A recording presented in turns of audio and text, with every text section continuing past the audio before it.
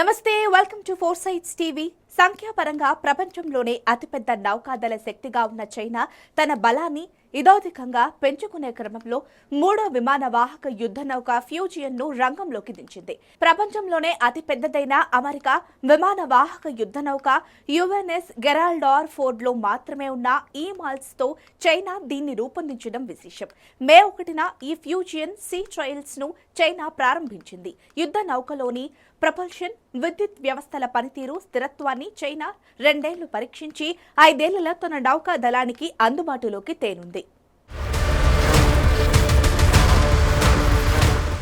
Fusion బరువు దాదాపు 80,000 టన్నులు, పొడవు 1036 అడుగులు.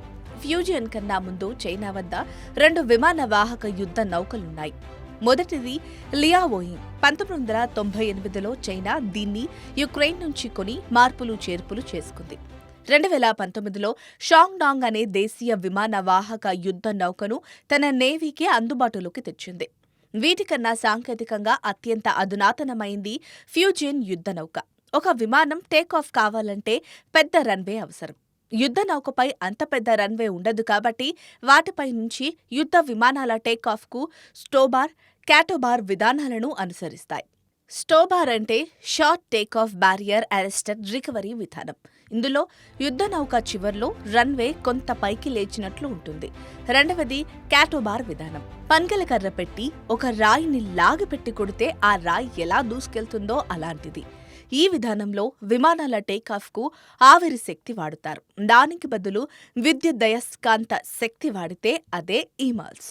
దీంతో టేకాఫ్ అయ్యే విమానాల రేంజ్ ఎక్కువ.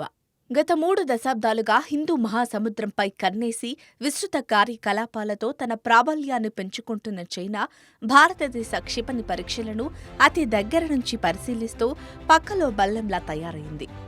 విమాన వాహక యుద్ధ నౌకల విషయంలో చైనా, భారత్ సమానంగా ఉన్నాయి. చైనా వద్ద 2 ఎయిర్ క్రాఫ్ట్ క్యారియర్లుంటే మన దగ్గర 2 విమాన వాహక యుద్ధ నౌకలున్నాయి. ఇప్పుడు ఈమాల్స్తో చైనా 3వ ఎయిర్ క్రాఫ్ట్ క్యారియర్ను రంగంలోకి దించడం భారత్కు ఆందోళన కలిగించేది.